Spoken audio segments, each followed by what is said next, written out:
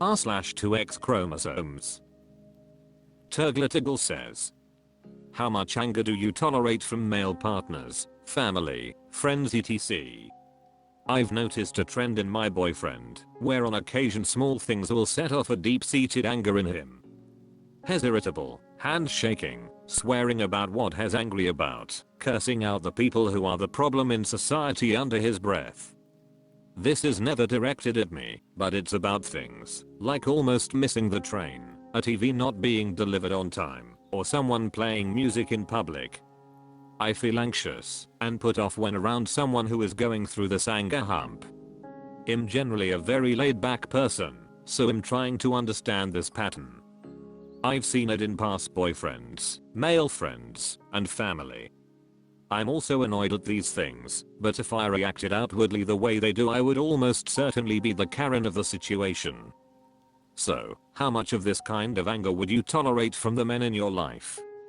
It is very possible I'm simply too sensitive to it, so I wanted to get some outside perspectives. LowBig5544 says, I used to tolerate a lot, because it's what I grew up with, and I'm also a very angry person. After a lot of therapy I have control of my anger now, so I know it's possible, and after a string of abusive relationships that all started exactly like what you described here, I refuse to be with anyone who hasn't also put in the work to control it. Robert Atomica says, this is the thing, adults can learn healthy behaviors and unlearn toxic/unhealthy ones. Neuroplasticity. So, same boat as you, I'm not an angry person, but I grew up in a home where there was a lot of casual yelling, not even always at each other, but just about things that were frustrating. So entering relationships where occasionally men would be really uncomfortable with me yelling about something frustrating me, I didn't get it, I thought they were too sensitive. But then I grew up and realized I had to listen to how people feel about stuff, even if those things don't bother me. And then I started to think more deeply and realized it actually does scare me and make me uncomfortable when other people yell. And then I realized it's because yelling is a form of violence and it's a product of someone not healthfully processing their emotions. So I worked on it until I stopped. I'm 40 and I haven't yelled at someone in a relationship for probably about 12 years. You're just exactly right. Growing up means listening, self-examination, and doing the hard work to not be toxic or damaging to others. And anyone who is an adult who hasn't bothered with that can go kick rocks. I'm not playing that. Landing on my feet says, I had to unlearn those bad behaviors too. It was hard. I also apologized to the people I hurt. Also hard. No Map 6818 says, none, there will never be another angry man in my life or home again. Karatekid 430 says, but nobody should date guys with the emotional intelligence of little boys. Lipgloss Addict says, never ever. This kind of displaced anger will eventually be pointed at you. Never ever walking on eggshells again. 888 Traveler says, my ex-husband was like this, not the only reason I ended it, and I just ended a nearly 6-year relationship partly due to this. In both cases they didn't think the problem was that bad, refused to get therapy, and told me I had no reason to worry or feel uncomfortable because the source of the problem wasn't me. Apparently walking eggshells around an unpredictable angry person is a normal part of any relationship. In both cases they start off fine, but as they become more comfortable these tendencies emerge as they realize they can behave in this way around you with no consequences. Of course they can control it when they need to, egg at work. I left because it was affecting my motivation and general disposition. It's difficult to be a happy person with zest for life when you're always on guard and in someone else's blast radius. I've wasted far too many years and sacrifices trying to help people that don't see anything wrong with treating those they claim to love like that. r/2x chromosomes. Ilworth 2478 says, stop telling women it's the little things that matter most. Throw away as I need to get this off my chest. Why is it that women are always saddled with making the big sacrifices like choosing less demanding careers, moving as needed for their spouse's career, and being the primary caretaker of the whole family, and are expected to be flattered and content that their spouse remembered how they take their coffee or a favorite color? My whole life I have heard it repeated everywhere that it's the little things that matter most, and it always means things like a spouse remembered your birthday or that something gives you gas. Isn't this basic knowledge if you are in a serious long-term relationship?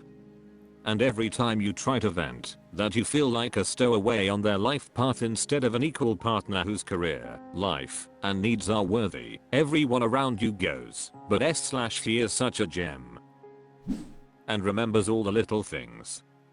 WTF. If my partner sees me as an equal, I don't care whether they remember my favorite taco order or not.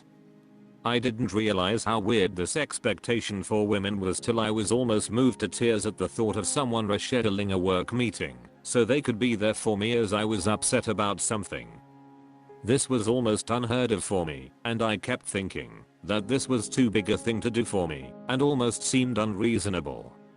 It was for the first time I realized that shouldn't big things / sacrifices matter more. Am I crazy or it nuts to expect that someone know you and at the same time be prepared to make sacrifices for you like you do for them? Or is this an impossible expectation? Or am I the only one who heard this stupid expression? Cartography book says, wasn't there a study that showed the happiest married women were on average only as happy as the least happy married men? It's very similar to how, when men describe bad sex they generally mean it was boring or not as exciting as they would have liked, whereas a lot of time good sex to a woman is I wasn't in pain. Our expectations are in the I'm gutter and I hate it. Women are so used to suffering and neglect that the most pathetic breadcrumbs of care / attentiveness carry way more weight than they should. It's better to be alone than in a relationship like that. 2,340,000 says, women are too accustomed to neglect. We see our mothers, sisters, friends, and aunts ruining their mental health exchanging self-respect for relationship status. I fell victim to it too. I remember being 21 dating a guy who'd later assault me. One day he takes me hiking about 30 to 40 miles from my city. I'm relying on him to drive me back home, but he decides to drop me off late at night in an empty Target parking lot. Girl. Guess what I said? Thank you. I said thank you and called an Uber. My little things matter most moment was just having his attention. That alone blinded me to his blatant mistreatment. So the women who are saying it's the little things that matter most are similarly blind. They got the man. She doesn't care that he only occasionally remembers her birthday. Anxious size 4775 says, just what I was coming to say, only you said it much better than I could have. I remember reading something a few years ago to the effect of, are you really low maintenance, or are you just used to emotional neglect? It really helped me to start communicating my needs in all of my relationships. But it does still rear its ugly little head from time to time, the need to keep the peace and make myself smaller. North Firefighter 205 says, I'm with you, C's, but people also must be very careful of big gestures because of love bombing. I say this as a lesbian love bomber who would absolutely take a day off work to be there for a partner if we are still in the courting phase. I would not take a day off if we've been together for a while. This made my exes lower their expectations / standards during the relationships after I set high expectations by love bombing them. Hope this helps. Verocidal says, lesbian love bomber band name called it. Lavender has a matcha says, you're not kidding. All my past relationships, the guy wanted me part of their life, but didn't care to be part of mine. I don't even know what being an equal partner would look like at this point, so I stay single. I don't want to be a sidekick ever again. Mulberide says, nope. You're not nuts for thinking this, but the systems are designed to indoctrinate us from conception. So it's no wonder people look at you like you're crazy if you say this stuff out loud. In a healthy, respectful relationship, those little things are so sweet and affirming of love. But if the big things aren't there, then I agree the little things are just BS. They're like being given flowers when you find out you've been lied to or cheated on. I don't know how to navigate this, but there are two things to consider. 1. You are just fine as you are. No one needs a partner. 2. We should always have and hold fast to boundaries. Say exactly what you want and need for yourself, and don't back down. Any doubt, please reference #1. It's not our partner's responsibility to make us happy. Their position should be to be a mirror for us to see how much we care about ourselves. But this is also part of our programming. The system needs women to feel worthless when we are on our own.